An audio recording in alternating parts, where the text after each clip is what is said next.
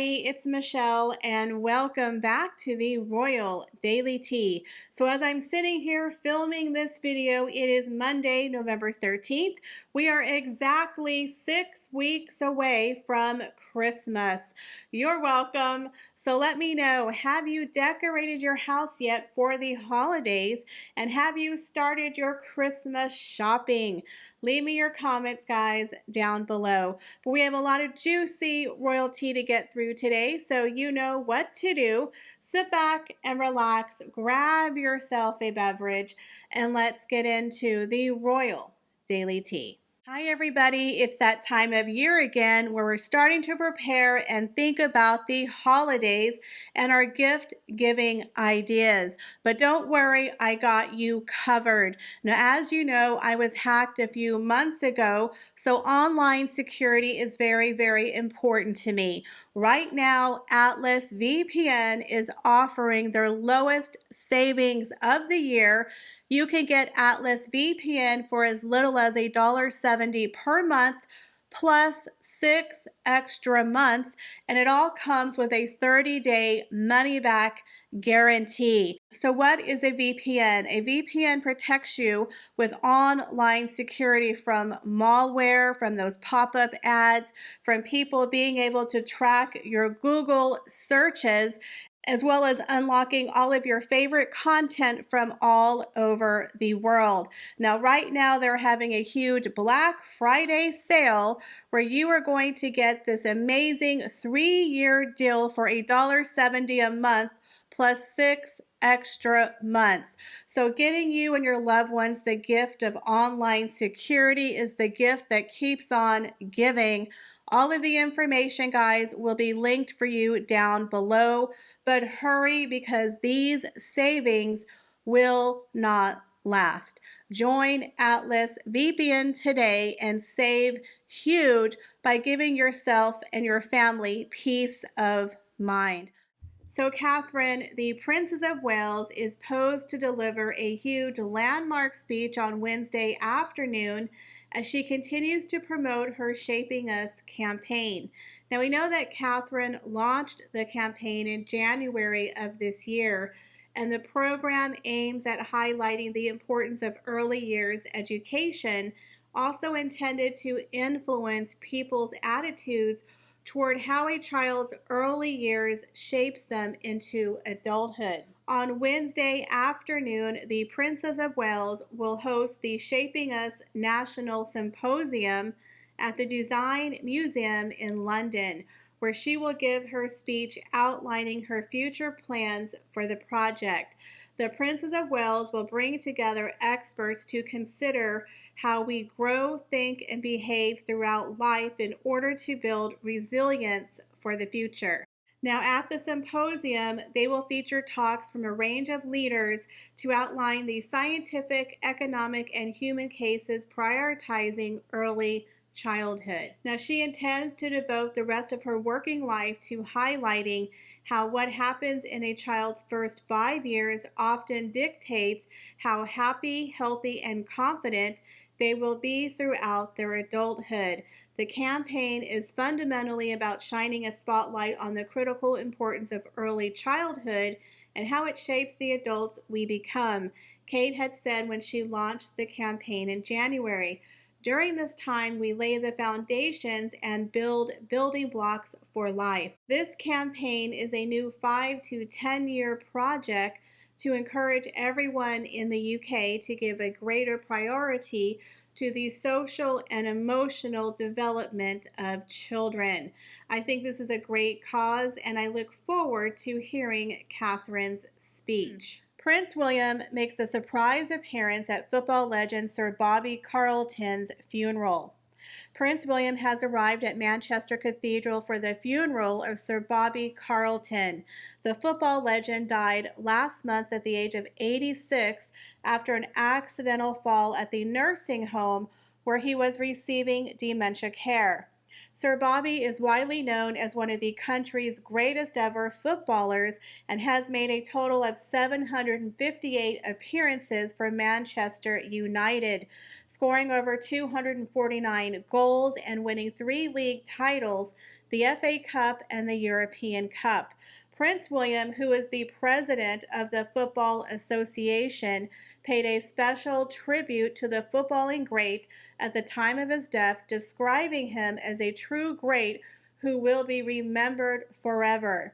Now, in a post on Twitter, the Prince of Wales said, Sir Bobby Charlton, First Division champion, European champion, world champion, gentleman, legend, a true great who will be remembered forever. Thank you, Sir Bobby W. Now, today, around 1,000 invited guests, including members of Manchester United's 1968 European Cup winning team, players from current first team squad, and leading sporting figures, arrived at Manchester Cathedral to attend the ceremony. Now, the ceremony at the cathedral will not be filmed or broadcast and will include eulogies and tributes from football personalities, as well as personal tribute from the Charlton family. Now, the football legend died on the morning of October 21st, and his family has confirmed that he was surrounded by loved ones. So rest in peace, Sir Bobby Charlton, a true legend indeed. I think birthdays are so fun, especially when you can celebrate the entire week. Birthdays, y'all, are to be fun and celebrated every single year. So King Charles is definitely having a blast, where today he kick-started his 75th birthday celebrations with an adorable tea party at his Highgrove home.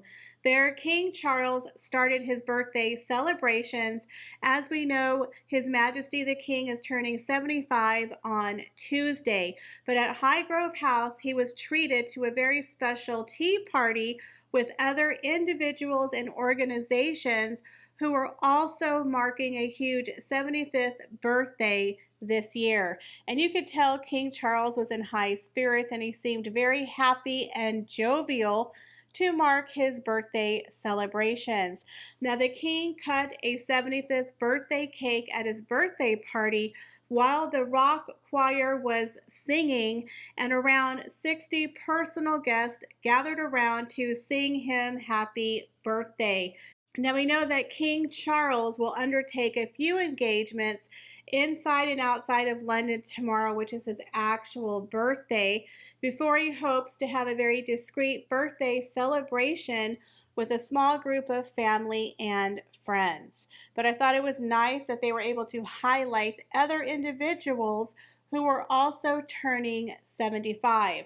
Now, we know this celebration was to mark his huge milestone birthday, but they were also including the post-war immigrants from the Caribbean on the Empire Windrush and the NHS's 75th anniversary. So apparently that was a really good year to be born. A smaller, similar birthday party was also held for the local community at Dumfries House, the King's home in Ayrshire. So it looks like a very fun time was had by all, and happy birthday to King Charles.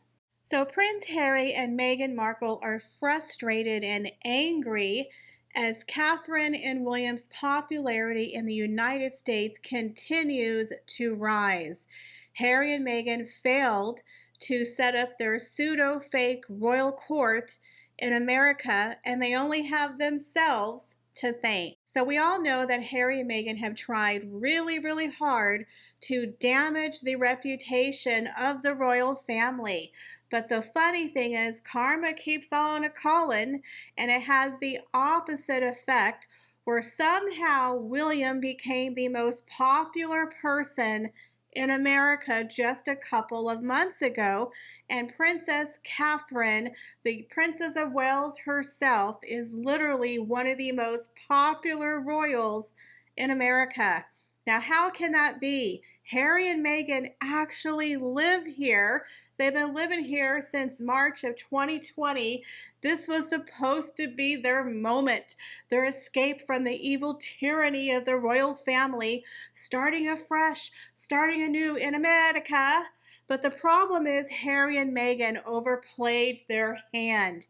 If they would have come out here in 2020 and just kept their mouth shut and were positive and did positive things and didn't trash the royal family and didn't play the race card and didn't play the victim narrative, things could have turned out differently for Harry and Meghan. Unfortunately, for Harry and Meghan, they chose wrong. And what happened is now their reputation is so tarnished, they really can't come back from it. They've turned into Jada Pinkett Smith and Amber Heard and Jussie Smollett. Once you get in that crowd of people, it's really hard to come back from. They really aren't liked in America. So if you've noticed, there has not been any huge brand deals since around 2020, 2021. I mean, they had Penguin Random House, which has a 4-book deal, so there definitely can be a couple more books. But as far as Spotify, that's done and over. Netflix is hanging on by a thread.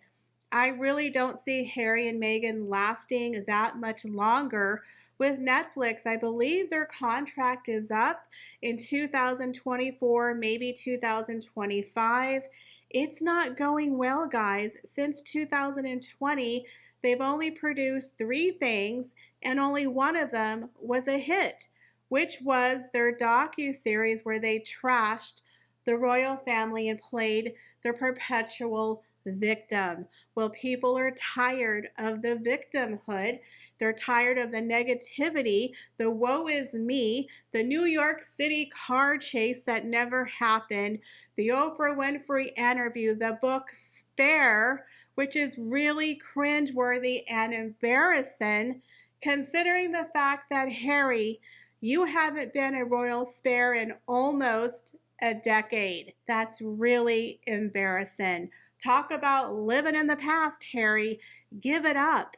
Being the royal spare was your heyday. When you were second in line behind your brother, that was your moment to shine. You are no longer the royal spare. Literally, Prince George is the new heir apparent behind his father, Prince William, and Charlotte and Louis would be considered the royal spares. So you haven't been a spare for almost a decade, but yet you come out with a book calling yourself spare. I'm a spare. Meghan. It's like you're living in the past, Harry. You haven't let it go. You haven't quit pretending that you're a royal prince running around in California setting up a new royal court with your wife, Meghan Markle. You guys really thought when you came over here on that freedom flight that you were going to set up a fake new pseudo royal family royal court and that America was just going to fall all over themselves and fall in love with you the same way America has fallen in love with your mom, Princess Diana, and now Prince William and Catherine. But the joke is on you. As I've told y'all before, Americans, we love the underdog. We like the little guy. You know, like the movie Rudy. I told y'all, Rudy, Rudy, Rudy. We love that. That is what America is based on. We fought a war against the UK for our freedom. We got rid of royalty. We are survivors. We are people who come out here on new paths for freedom. We embrace people. That is what America is built on. So when y'all came out here, everyone opened up to you. We welcomed you. We gave you a chance, and you blew it. Because the number one thing Americans can't stand are whiners. Whiners, because this is the land of opportunity. You want to come here, go make something of yourself, go live the American dream. But don't be a whiner, especially if you come from the 1% of wealth and privilege. Do not cry on national television during a worldwide pandemic and talk about how your daddy cut you off financially at the age of 36, and thank God, whew, I've got those millions that my mom left me in the bank, because oh my God, what would we do without the millions upon millions of dollars that I got simply for being born? That was not a good time. It wasn't a good look, especially since your grandfather was clinging to life and died 30 days later. I mean, this is pretty bad. Americans don't forget that. It wasn't a good look. So now Harry and Meghan are frustrated that all of their efforts have backfired in their face, and now people are sick of them, and we don't understand, why are they here? What are they doing? They don't represent the crown. Why are they pretending to be royals in America? Meanwhile, when the actual royals show up, it's like a rock star welcome. People lose their mind for William and Katherine. You know why? Because they have that Diana magic. Yeah, they do. They have your mom's magic.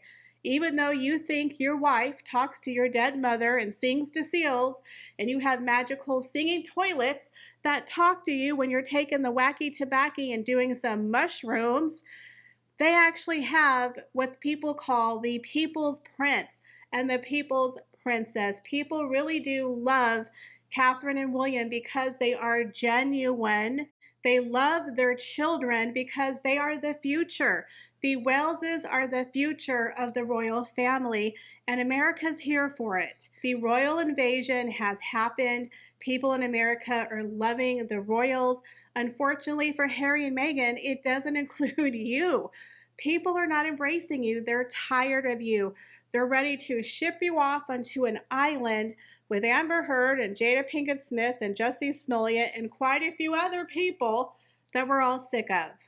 So the hilarious thing is, no matter how hard you tried to discredit the royal family, make yourself look good, it actually had the opposite effect. And that's hilarious, because now you've backed yourself into a corner, and no matter what you do, you try to pretend you're Ariel and you're Snow White, but we just see Cruella de Vil.